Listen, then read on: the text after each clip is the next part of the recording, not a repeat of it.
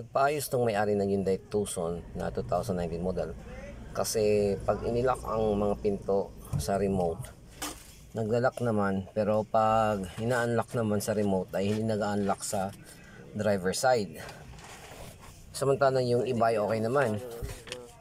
Pumasok pa rin ako sa loob ng sasakyan at trinay ko na i-unlock sa remote. At nakita ko na sumasabay naman ng lock at unlock yung sa driver side. Nag-lock at unlock naman yung knob niya. At pag binubuksan ko na galing sa loob ay okay naman, bumubukas naman. Pero pag sa labas talaga ay hindi talaga mabuksan.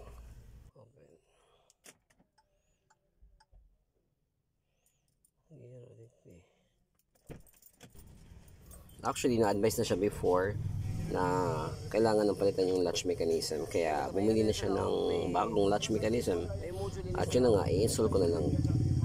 So yan na nga yung binili niya na latch mechanism para sa driver side door. Kaya sinimulan ko na nga, tinanggal ko na yung door panel sa driver side. Pero syempre, kailangan tanggalin yung mga wire socket na nakakonect sa master power window switch at sa mga speakers. Kasama nang tatanggalin yun yung mga cable para sa door handle. Pagkatanggal ng door panel ay may expose na yung weather seal ng pinto.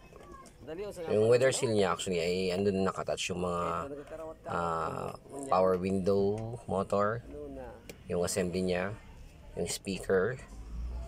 At hindi actually kailangan tanggalin yun.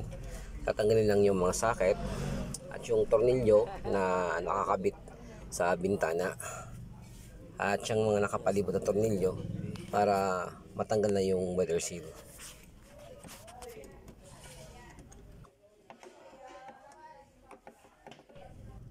Shortcut na tayo. Yan na yung sirang latch mechanism. Ayan, at ita-transfer na natin yung mga nalagay sa lumang latch mechanism. Mga guide dyan para sa wire at mounting case para sa outer door handle. So ita-transfer ko muna yan sa bagong latch mechanism.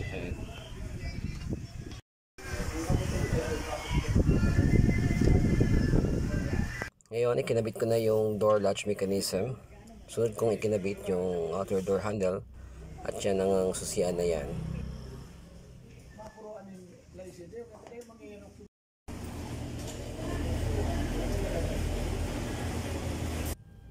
Pagkatapos, ikinabit ko na ulit yung mga wire connections at weather seal. So ayan, nakabit na lahat at itest na natin kung mag-open na nga ba yung pinto galing sa labas. So ayan, in-unlock at unlock. So pagka-unlock, ayan, bubuksan na ulit yung pinto galing sa labas. So okay na yan.